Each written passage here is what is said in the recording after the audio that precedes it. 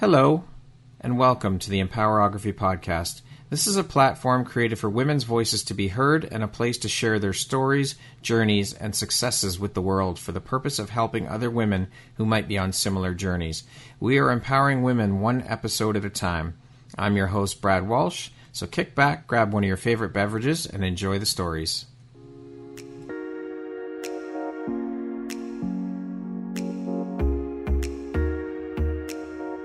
If you're looking for jewelry that makes an impact on your self-care routine and your style, Empowerography would love to offer you a discount code to one of our exclusive partners, Quartz & Canary Jewelry and Wellness Company. Please use code EMPOWER15 to receive 15% off upon checkout at www.quartzandcanary.com. Quartz & Canary is truly the place where spirituality meets style. Hello there, Brad Walsh here, your host of the Empowerography Podcast. Today, my guest is Melisa Keenan. She is an intuitive intimacy expert for the top 1% of high-powered female CEOs. She is also a CEO herself, a keynote speaker, and an international and USA Today bestselling author. Welcome, Melisa. Thank you so much for taking the time to be here. It is an honor and a pleasure to have you here, and I'm looking forward to jumping in and having you share your story and your journey with us here on the Empowerography Podcast. I appreciate you taking and making the time. I'm so glad to be here, Brad. So let's jump right in. As mentioned, all of those hats that you're wearing as well, you're a mother. How long have you been an intuitive intimacy expert? You know, I think the answer to that is born with. Okay.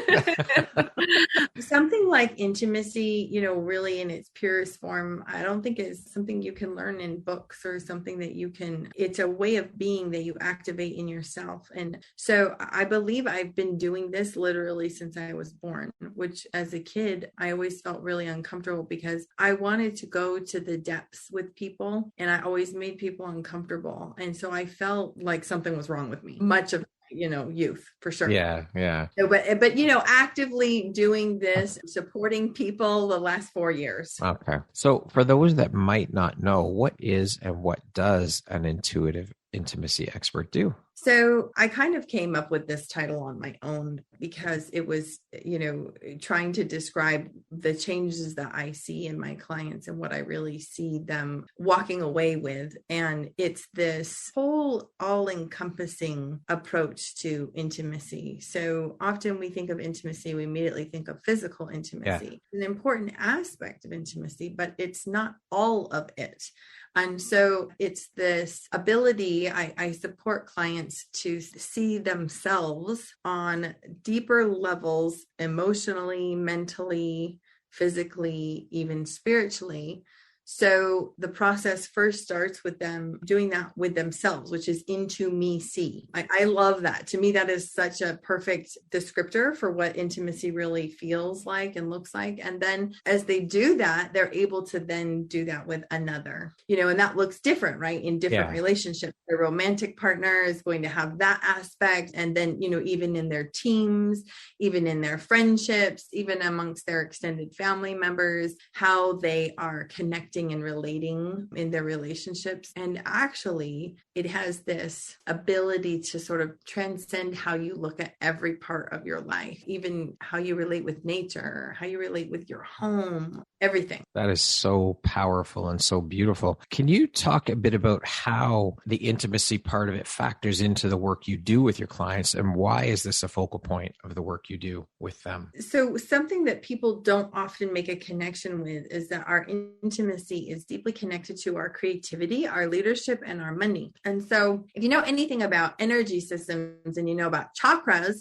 this is a real easy concept to grasp because all of those things reside in your sacral chakra. If we were going to look at it even from, a more surface level view, it's like, clearly if you're lit up and turned on in your relationships, you're going to be lit up and turned on in your business. Right. Yeah. That doesn't take rocket science. But, even Napoleon Hill brought this up in Think and Grow Rich. Chapter 11 so have you read that before, Brad? No, I have not. Okay. Think and Grow Rich, is such a classic, right? And there is one chapter in there where he kind of almost feels like he's diverging from the whole topic of the entire book and has this chapter about sex and the correlation to success.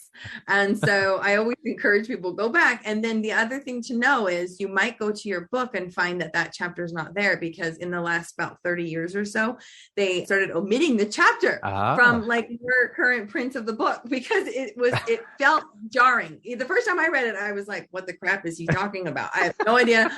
I loved everything else in the book. I'm just going to skip past this chapter, so to go back and look for that chapter. Okay, well, I will definitely put that book on my list of books to check out for sure. And keep an eye out for chapter 11. Hopefully I get the copy that it's not been omitted from. Yes.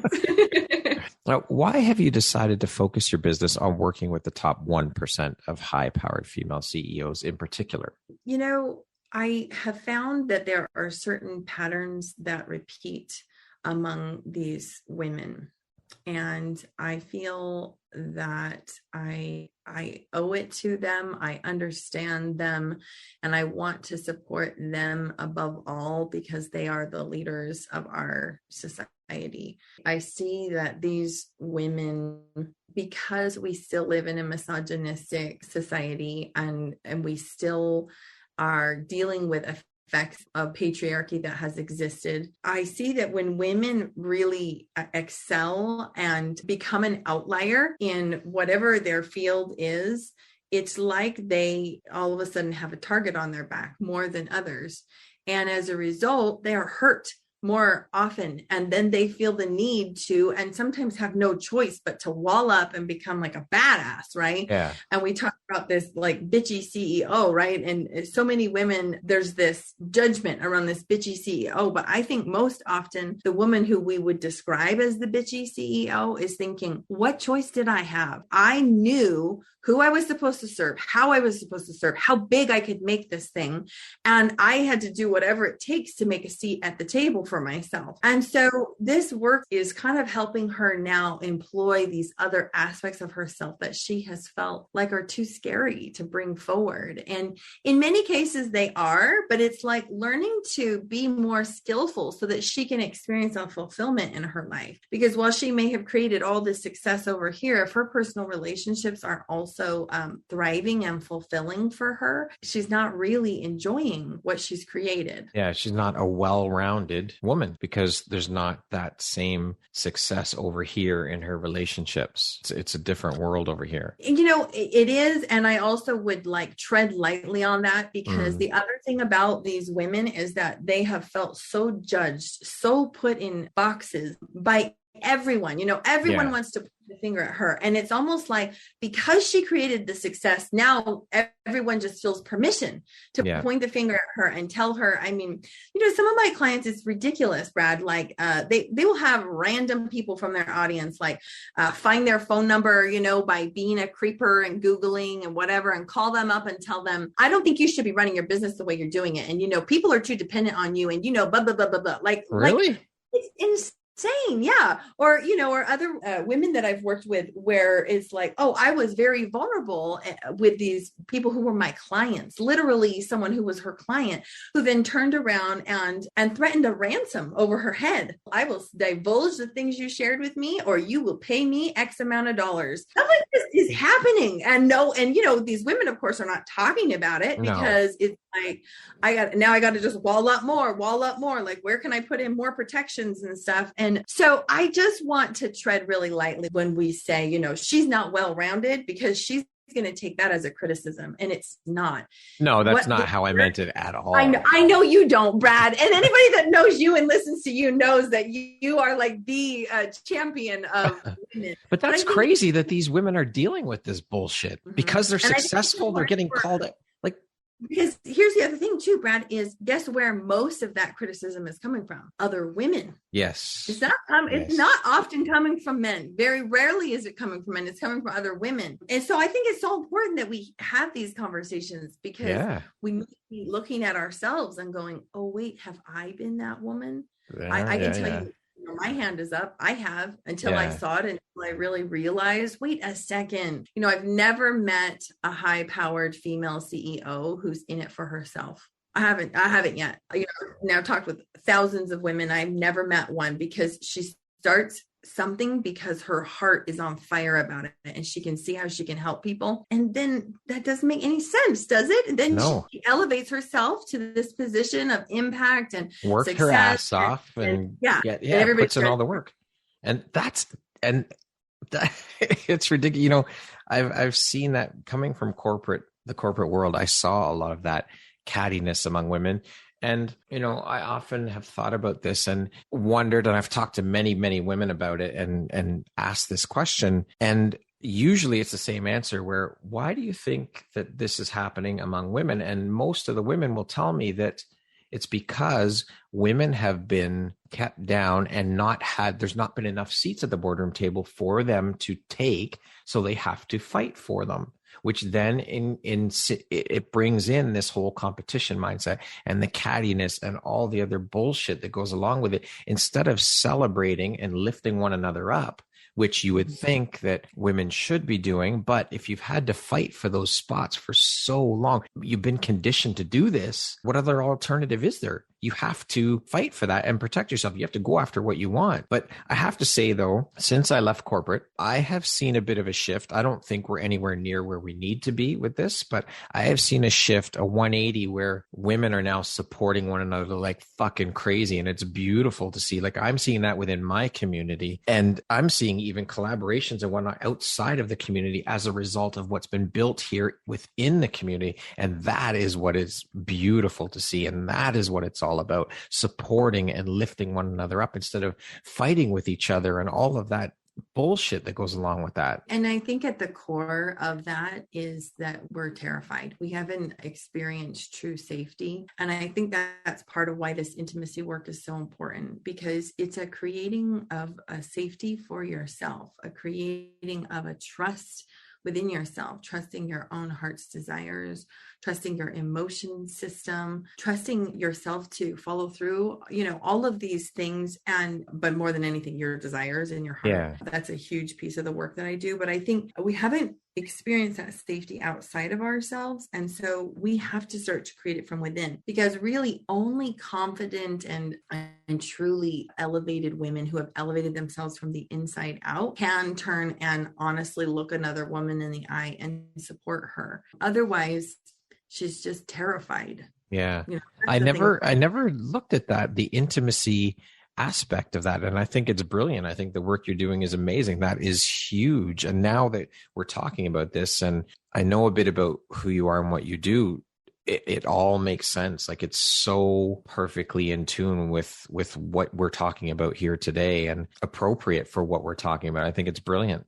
Absolutely brilliant. And it's so necessary, truly. So why did you decide to focus your energy and business on helping to empower women? Did some of this journey, or did part of this journey begin with some of your own personal struggles? Mm-hmm. Yes. And I think it actually goes back a little further than that. My whole feminine lineage on both my mom and dad's side have been women who have experienced some of the hardest things that life could possibly throw at someone, and who in so many ways weren't ever able to access their true power. It makes me emotional. Like every time that I feel them with me often. Yeah. And when I think about them and I think about their stories, I've known almost since birth that I was brought to this earth to change our family's story. But that didn't come from them.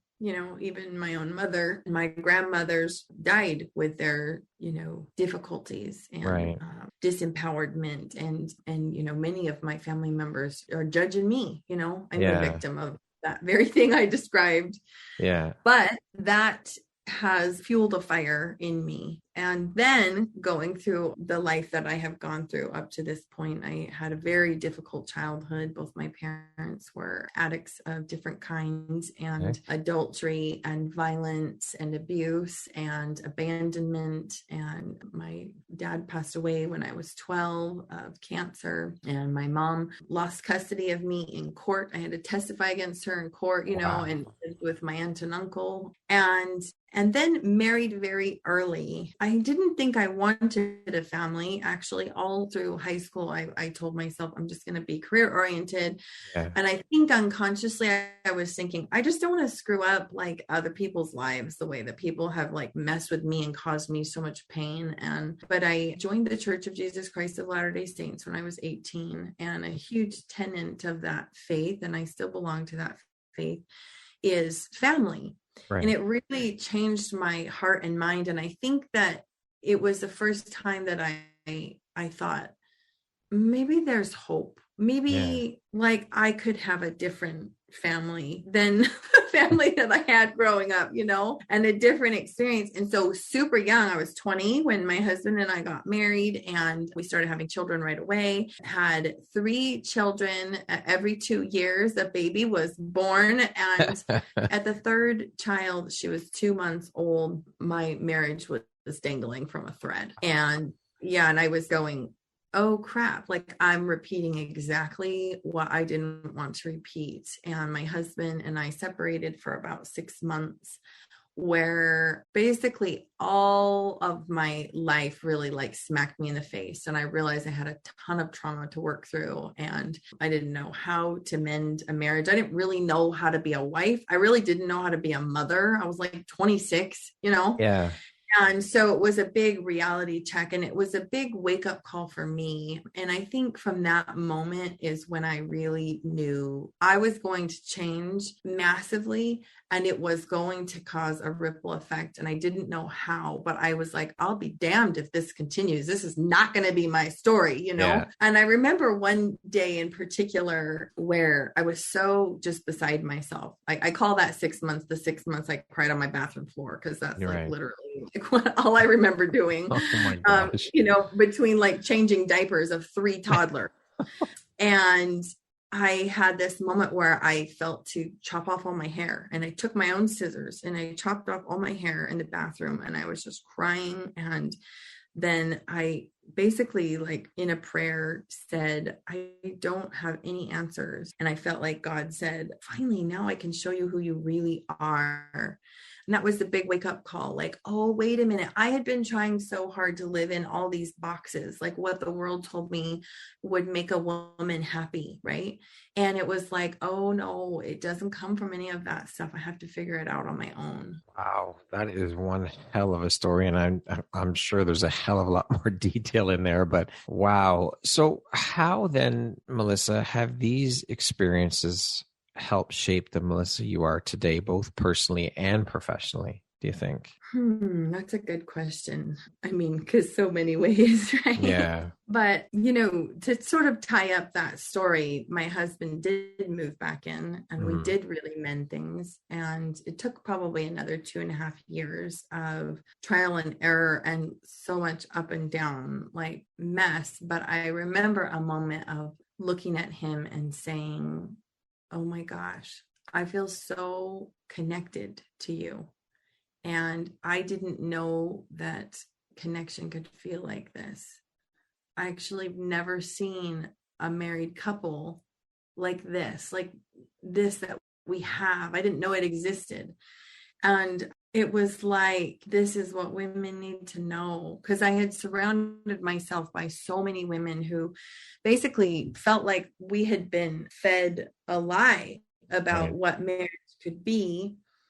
And so, so that was definitely the beginning of me really feeling like women need to know that they can have their heart's desire, so much. And also the freedom that I found in myself when I allowed myself to be fully seen and fully heard and fully transparent. I spent the first 5 years at least of my marriage thinking, if my husband really knew me, if anyone really knew me, they would not love me. And carrying that around is like carrying a dagger. And what I found was that there was no amount of darkness that I carried could make my husband, run from me. And I found the same to be true of him. And it was like, oh my gosh, I really know this person. I know his weaknesses. I know his strengths. I know everything. And it was this new, depth of love. Like a rebirth. Yeah, exactly. So that became like my marching orders for my life. It was like, I want to feel this connected, this seen, this transparent with every aspect of my life, with, like I said, with nature, with my children, every way that I possibly can. And people who can't hang, it's okay, because I'm finding those people who can, so friendships have changed, so much has changed. Well, as they say, your vibe attracts your tribe, right? And for those that don't want to be part of that or can't hang, as you say, then there's the door. No problem. No hard feelings. Yeah. We're not for everybody. You know what I mean? Like, you find those people. Like I said, your vibe attracts your tribe. So you find your people and you surround yourself with those people. I think everybody deserves to feel like that in their lives. We only get one shot at this life. So why wouldn't you want to feel that way throughout your life? We all deserve that. We're all deserving of it, right? It's so important. Now, I'm going to assume here that you are, and I know I shouldn't really assume, but I think I'm pretty bang on with this one. You are a big advocate of self-love, body acceptance, women's empowerment, all of that stuff that goes along with all of that. So can you speak a little bit about what each of those things means to you on a personal level? Yeah. So all of those things kind of feel like are so overused that kind of watered down, but yet they are so important at the core. One of the biggest things that I teach is self-compassion. And typically high-level business women really, really rebel against this one. So it comes a little like later in the container with me, because I literally have her speak to herself, speak to her sadnesses, and it can be framed in different ways. The way that I most resonate with personally is I speak to my inner child, and I speak to her like the mother that she never had. And so, when literally this is how this sounds. And we think this sounds like weakness, but it feels absolutely empowering. Like, for instance, if I was really looking forward to a certain woman signing up in my program, and for whatever reason she decides like, no, now's not the time, or it's not a fit or whatever, I love people so much, I love on them. And so when that happens, a lot of times I feel deep disappointment. And so I give myself space and time. I put my hand on my heart and I say things like, you're sad, huh? Like, you're sad about the connection that you could have had, the ways you could have helped her. You're sad that she's sad and that, she said no to these parts of herself that she really wants. And I have these conversations with myself, and it feels right. And most of us think, oh my gosh, that would slow me down. Like, no, I don't have time for that or whatever. Or how often we tell ourselves, why do you feel that way? Like, stop feeling that way, Snap out of it. Come on. Exactly. So that's a big, I would say constant practice, at least weekly practice that I'm engaged in with myself of having a self-compassion conversation in self-love. And I think empowerment is really interesting, Brad, and you're so big on empowerment in our Empowerography. Did I say that right? Yeah, you did. You got it. I'm proud of you. Kudos. Golf clap. I love it. So I think that conversation is so important because, this aha didn't come to me until within the last year. We all know, if you've done any level of personal development and you've done the mindset work and stuff, that you have messages in your mind that are lies, that you tell yourself that you suck and you can't do stuff right, not good enough, or you're too much for people, or you're, bound to be alone forever, or you can't trust people, right? The list goes on and on. Yeah. Something's wrong with you, whatever. And we have those messages, but it wasn't until this year that it really occurred to me, one of the biggest reasons that we have those voices is because, especially as women, from the moment we open our eyes, it's like, here's how you're supposed to be, and here's how you're probably going to fall short, and you should, and also try harder, and also you're probably still not going to hit the mark, but just keep trying and spend your whole life trying like a desperate, idiot, running around trying to be something, not even sure what the thing is. Like, it is not ours. These voices are not ours. And so when I think women's empowerment, I think it's it's really recognizing on a deep, deep level that like, this is not actually my belief. It was like imposed on me. Yep. Yes. And so then like, it just opens up so much possibility. Like what else could be true for me then? And what else could be possible for me? Often with business women, I see this a lot where they'll say, I'm happy to never have a partner. I'm happy alone. Or, you know, they'll come to me and they're with a partner who is clearly not their match.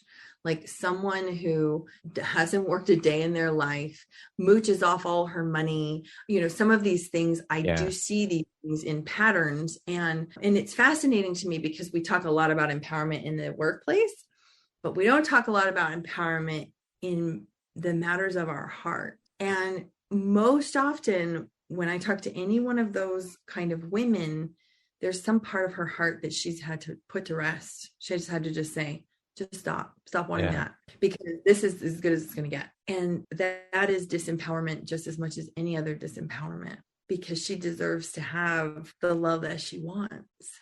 Women, I mean, it all speaks to the whole conditioning bullshit. And this is how you've got to live your life. And this is the path you've got to take. But it's bullshit. You don't have to take that path. And you can, like, women for so long were told that you either choose a family or a career. Complete bullshit. You can have it all. It is completely 100% possible. But that conditioning has been bred into women, which is horrible. So it's hard to break that cycle. But once that cycle is able to be broken, it's like complete freedom. And hey, wait a minute, I can do this. And then this starts the domino effect where they see some women doing it. Hey, wait a minute, if she can do it, so can I.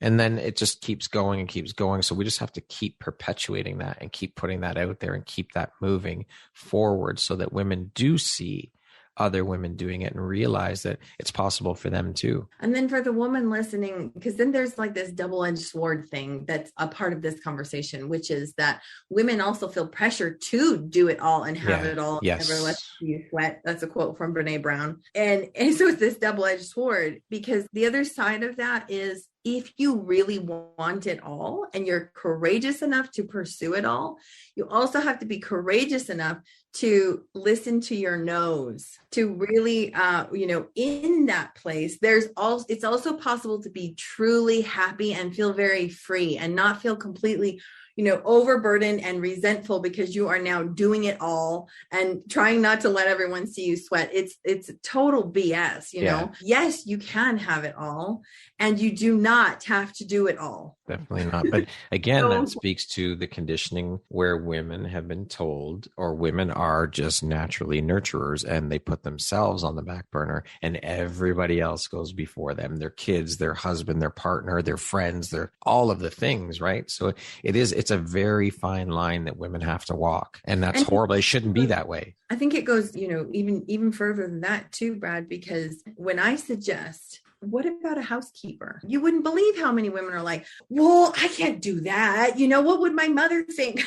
Yeah. Or literally, she does hire somebody to come in. She hires a chef to come in and make all her family's meals. And can you imagine the gossip that's spreading in her community? Because so she doesn't cook her own meals. Yes. Like, what's wrong with her? She can't even cook her own meals. Exactly. Or she can't even, clean her own house or whatever. What is wrong with her? She can't lift a finger or whatever. Yeah. And because again, all those pressures and things and that stuff is real. So I think, when we talk about women being that full, whole version of herself, she knows that she has to learn to be a fighter.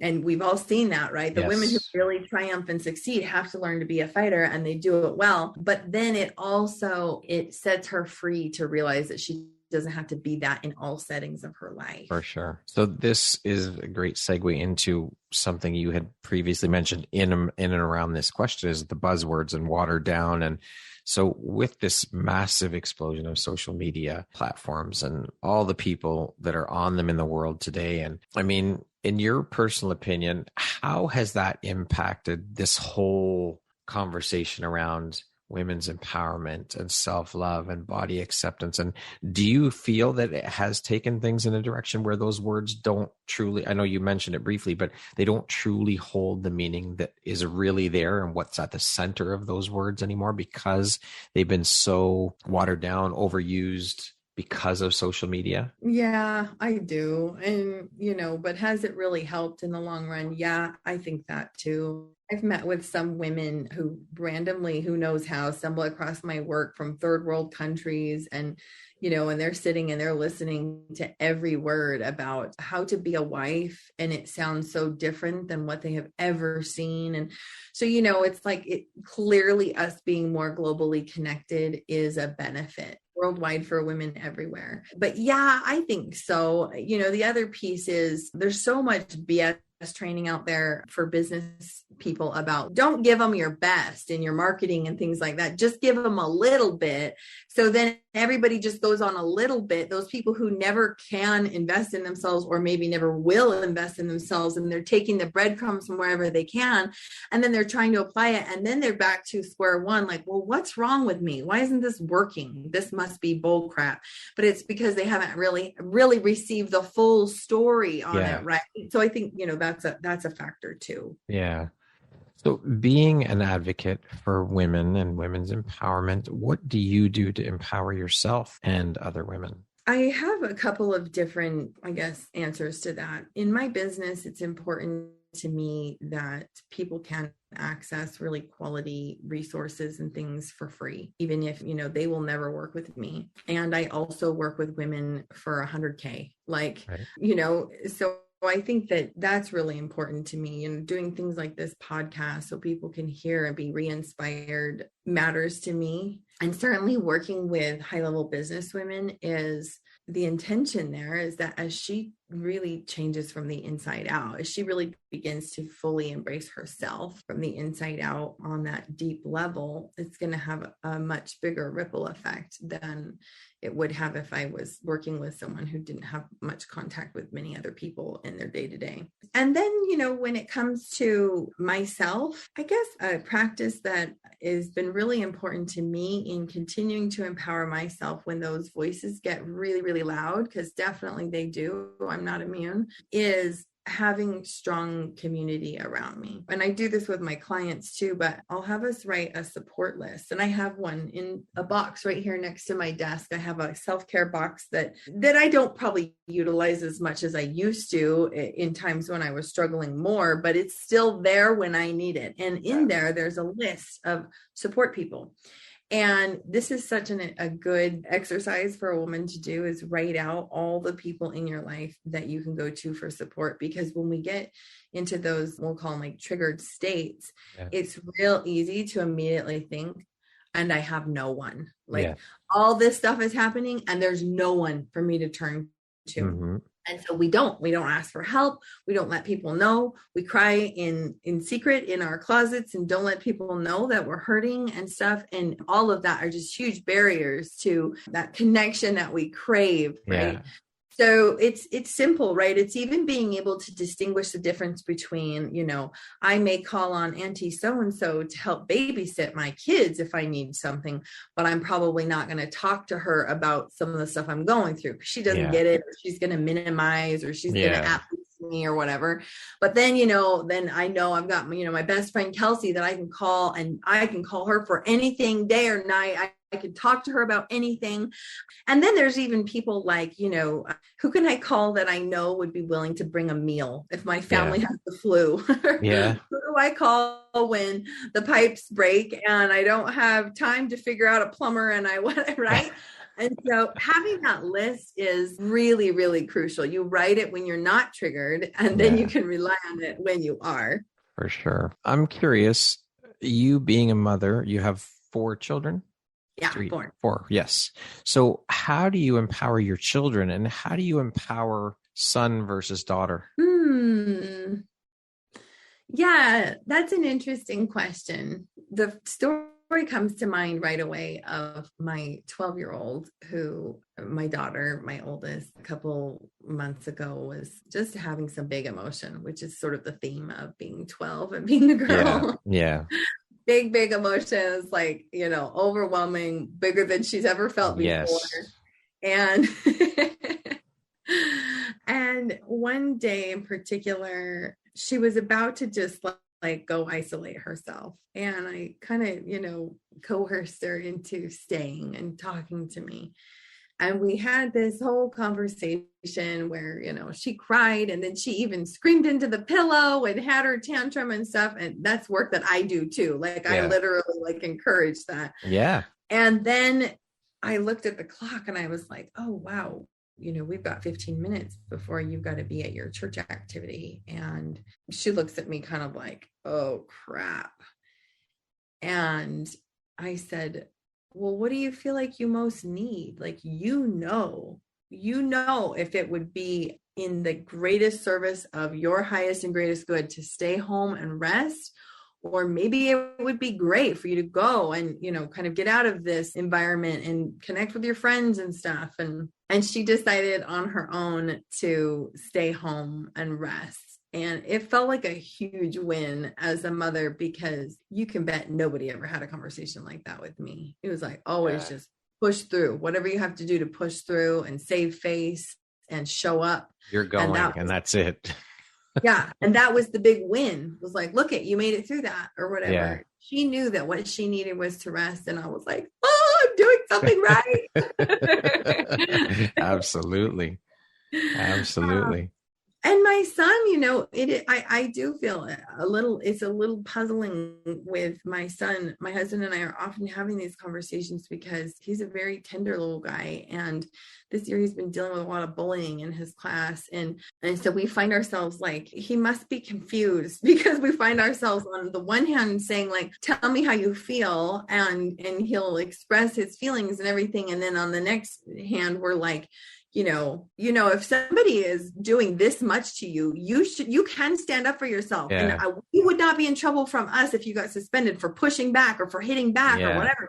At some point, you got to stand up for yourself. Yes, absolutely. And so the poor little guy, I hope we're doing the right thing with him, because I only ever saw boys, and my husband was only raised with, the whole, like, pardon my French, but don't be a pussy, right? Yeah. It's like, just man up all the time. And I don't want my son raised in that's not even masculine. That's toxic masculinity. Yeah. But yet at the same time, I want him to know his masculine energy and know that his confidence and that he can, depend on himself. And so, we're as it is with a parent, you're just always trying to figure it out. Yeah. Kids don't come with a manual. So it's like on the job training, right? You just figure it out as you go. So speaking of empowerment, what does that word mean to you? Empowerment. I think it's probably at its most service level, just the ability to do whatever you want to do. The ability, the know-how, the ability to access the know-how and the skills and the resources to do whatever it is that you want to do. And I could go deeper on that. Should I? It's up to you. Go right ahead. Feel free if you'd like. If you don't, that's okay. It's up to you. I found in my own personal life that can also be kind of a slippery slope. Because there's still all these subliminal messages that something's innately wrong with women and you have to do everything you can to fix yourself and whatever. This empowerment thing can push us into our masculine energy because we become addicted to achievement and accomplishment and proving ourselves and finding our worth through the actions that we take and the reactions that we get out of those actions, rather than actually just finding our innate worth that just exists regardless of what we are doing or not doing at any given time. And so, one of the biggest things that I'm working on in my current life and that I often am working on with clients is this idea of just because you can do it doesn't necessarily mean you should do it. And that's where this intimacy piece of really tapping into your heart, what does your heart want in all of this, is so important, because I believe our desires guide us to our deepest fulfillment and our greatest purpose on the planet. When we follow that heart space, it's like, I can do this thing and it lights me up, then I should definitely do this thing. Or I can do this thing and the process doesn't excite me at all, but like the accolades afterwards, like that's exciting. That's where some red flags go up. Yeah, for sure. I want to speak a little bit about the landscape of women in entrepreneurship and women-run businesses. What are your thoughts on the landscape in terms of how much it's changed, let's say, over the past decade even, or even actually, we could even break that down a bit more over the last 2 years even. What are your thoughts on how it's changed and what you've seen? About women's ability to be business owners or call in large amounts of money and stuff. Is that kind of what you mean? More women jumping into the entrepreneurship pool instead of staying stuck in that corporate bullshit where they're told to be this way and you have to be that way and all of that crap. And they're getting tired of it and saying, you know what? No, I'm not doing that. I'm making my moves and I'm going to become, if you're not going to give me a seat at the boardroom table, fuck it, I'm making my own table. And that's what I mean. What are your thoughts on how much that has shifted and what you've seen? I think it's fantastic. And I also think we have a long way to go because, even for me in the last 4 years of opening my business and running my business, we're still approaching the whole thing from the masculine energy standpoint. And so, I can't tell you how many different slimy, salesy things I have been taught and tried because I am very good at being a good student. Like I know how to do what people tell me to do. And then recognizing what the crap, this is not the way. And this is not the way that I want to be. And this is not who I am. And so I think it's challenging. And I see so many women going at it alone because they don't know how to link arms and build collaborations or partnerships or referrals or even affiliate stuff like that. Kind of teaching didn't come to me until much later in the game. How much easier it would be if we could start having those conversations with budding business owners, but instead they're just shoved all this like mass marketing, all this stuff, and it just becomes a different version of hustle where now you're worse. I have to say I hate that word. I cannot stand that word. Right? Hustle. I know. Now you've become a worse version than the boss before you. Boss of yourself. And so not having a focus on the internal side of things is really a huge detriment, I think, to these women. Because we all have gifts. I mean, I meet women, just like you, Brad, every day. I'm meeting women who have amazing gifts and talents, and and you can see how she's been trained and what she, how far down this road has she gone, and what has she had to sacrifice to get to where she's at, and so I definitely think we still have a long way to go with that. For sure, 100%. At least, though, we can say that the wheels have started turning, but yes, we have a hell of a journey ahead. Like the road is long and hard ahead of us for sure. And one more thing I would say to that too, I did a poll recently among 6 and 7 figure business women about how many of their business investments were masculine energy and how many were feminine energy. And I'm not talking about she hired men or she hired women. I'm talking about the structure of the thing that she invested in. Was it innately about her internal landscape, about, helping her as a whole being, that there's nothing wrong with her and there's nothing for her to change and the wisdom is within her? That's a feminine energy investment. Things like, maybe energy work or Reiki or intimacy or, working on herself as a whole being. Yeah. Those are feminine energy investments, where masculine energy investments are our strategies, our tools, our systems, even hiring supports like team members and things like that. And of these women, 90% said that 90 to 100% of their business investments had all been in masculine energy.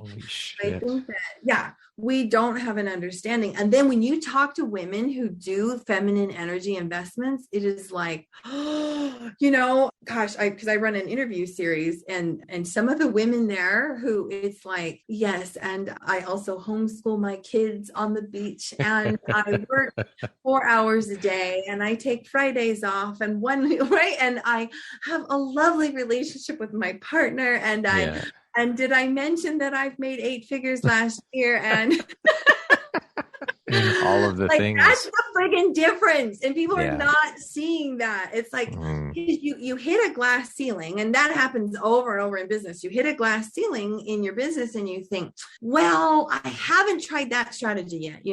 I really haven't delved into email affiliate marketing. I never did try the podcasting strategy. Maybe that's the thing I need to do. Or this guy over here says, if he builds my funnel, I didn't try that yet. Yeah. And at some point you have to go, oh my gosh, I do not need another strategy, another tool. I need to just work with my inner landscape, my inner knowing. And I have all the brilliance already here within me. Yeah, for sure. So what do you think is the most significant barrier to female leadership? That's a really good question. I want to say like the judgments. I want to say it's the pressures. It's, I want to say it's all the shoulds. I want to say it's the patriarchy. And then I want to say it's our own internal misogyny. And I'm like, oh my gosh, there's so many things. There's so many things. But at the end of the day, I know that she is the gatekeeper for her own brilliant, no matter what. I've worked with women in marriages where she has felt totally caged by her husband. And every time I am there saying, you hold the key. At any moment, you can free yourself from this situation. You hold the key. No matter what the circumstances that we find ourselves in, we, at the end of the day, are the gatekeepers. It's just, have we been given, have we ever even been told the brilliance that's within us? Yeah. And then if we have we been given the tools and the support that we need to unlock what's truly within us? So I don't know if that was a pretty scattered answer. Oh, that's okay. There's so many things. There are many answers to that question. A good friend of mine reminds me quite often that we are human beings, not human doings. And she tells me very often, because we'll have conversations and I'll be like, oh, I got to get this done. I got to do this. Brad, stop. You are a human being, not a human doing. So why is it so important then for seven-figure entrepreneurs, seven-figure women entrepreneurs to have that mindset shift from human doing to human being? It's so huge. I think probably every seven-figure businesswoman recognizes at some point in her journey to her success that she is not her business. And we've got to detach from that, right? What is the statistic? Like a millionaire will go bankrupt 7 times before really hitting it big. So at some point, you got to detach from that stuff, right? But I think on an even deeper level, this is so vital for her to experience the true fulfillment that she wants in her relationships. If I am unable to really meet my husband in that present way, I can't have sex with him. I don't feel fulfilled. All of a sudden, our partnership becomes about like who's doing what and tit for tat, all of that, right? And then how I approach my kids. And then all of a sudden, it's like life becomes, all the joy gets sucked out somehow. And you forget your why, of why you were even there in the first place, why you're even doing what you're doing in the first place. Like, we were not born as human beings to make a paycheck. For heaven's sakes, we are made for so much more. And I would argue we're not even here just so that we can impact other people, because there's so much emphasis on that. And that's great. Serving others is wonderful and matters. But we are worthy and whole and wonderful just as we are. And when we go too long without experiencing that, when we don't have that as a constant in our everyday experience, it can literally shut us down entirely, which could mean the detriment of our entire business and everything we've worked so hard to create. It's so important. For sure. So as mentioned, you are an award-winning #1 international and USA Today bestselling author. Can you tell us a bit about the book you wrote and what inspired you to become an author? Was writing something you've always done? Has it always been part of who you are as Melisa, or was this a fairly new path for you? I have always written. Okay. I've kept a journal since I was very young, and I think many, many times it saved me from trying to leave this life, given everything that I went through. I did have a time when my uncle found my journal and cussed me out big time for what I had written and stuff. But thankfully, I just got smarter and hid my journal and didn't stop journaling, because it truly was my lifeline. Again, like I was living such a double life, like trying so hard to be so perfect on the outside. My journal was full of all the F words and every dark thing you could imagine. And he just responded the way he knew how, which was to chew me out and tell me it was bad. Instead of, maybe seeing it as a cry for help. Yeah. But But anyway, so I have always loved writing, and I've always wanted to write a book. And I was so thrilled when I met Adriana Monique Alvarez. And so I've actually done 2 book collaborations with her. And the first was the Younger Self Letters, where I shared a story that I probably have had practice sharing that story maybe 100 times, that story that I shared in there. And the reason is because every single time I tell it, I heal a little bit more from what happened to me.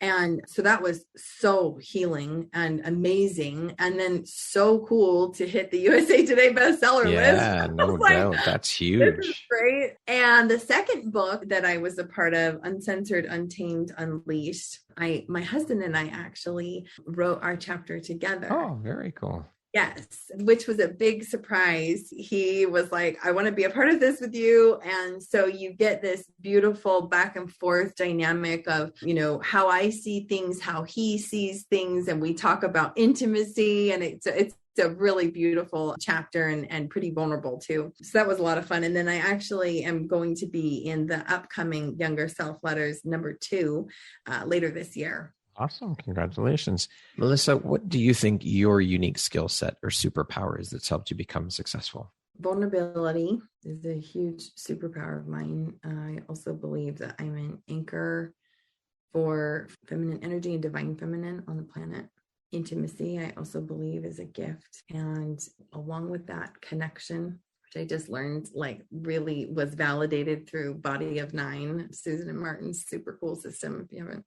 Yes. What one are you, Brad? 4. I'm a 4. Oh, cool. Oh, that's why we get along so well. My husband's a 4. Okay. There you go.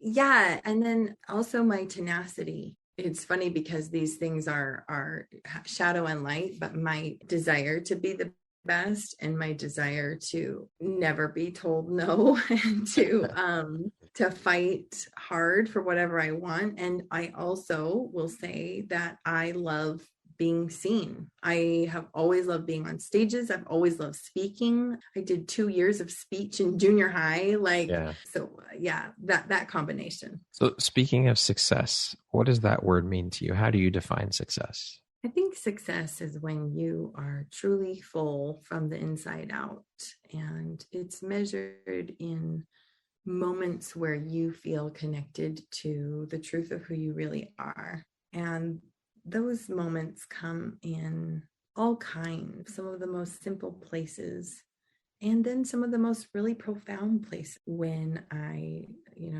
sell my most daring ask and I get a yes is one example. And also when I am walking barefoot in my front yard and I take the time to pause and relax my feet and actually stop feeling pain on the rocks and things.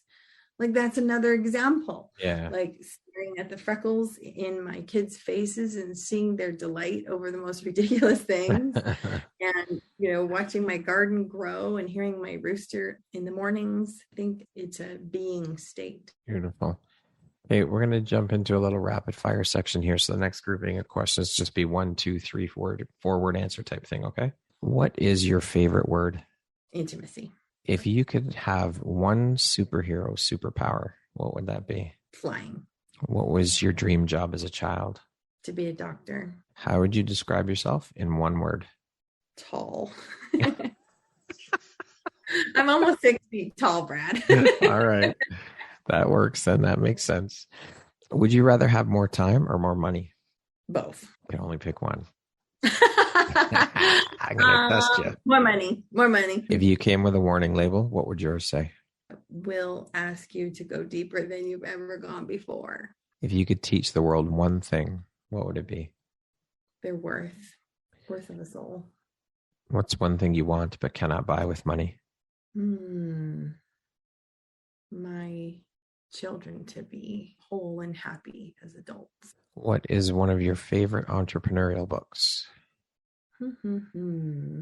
Favorite entrepreneurial books? I don't read entrepreneurial books. All right. One of your favorite self-help books then, we'll say.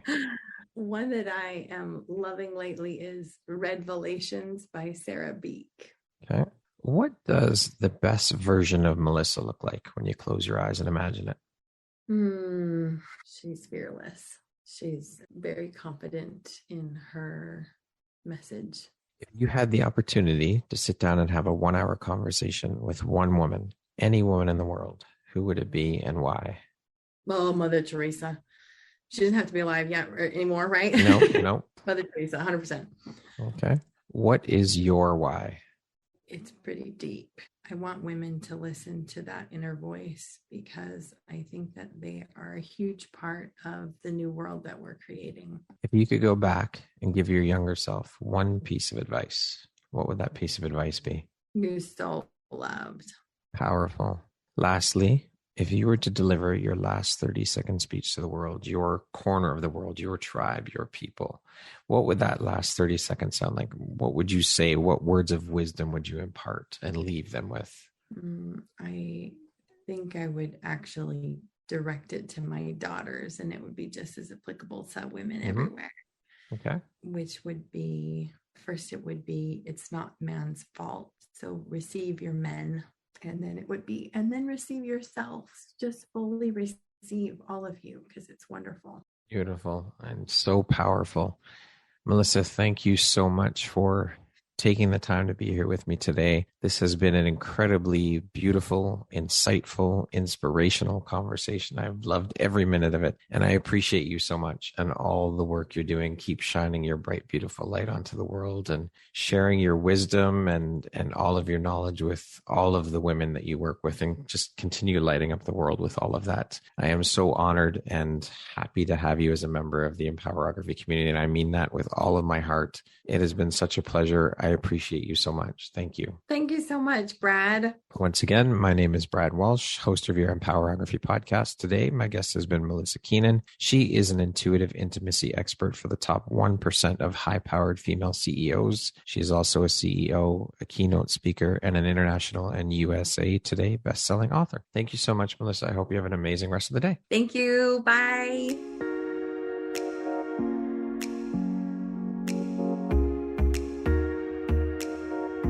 Thank you very much for listening to this podcast. If you haven't yet, please be sure to subscribe, rate, review, and share with all your friends. You can find me at viseuphoria.ca and follow me on Instagram at Empowerography Podcast and on Facebook at Empowerography. Please join me next time for another inspirational story from yet another amazing woman.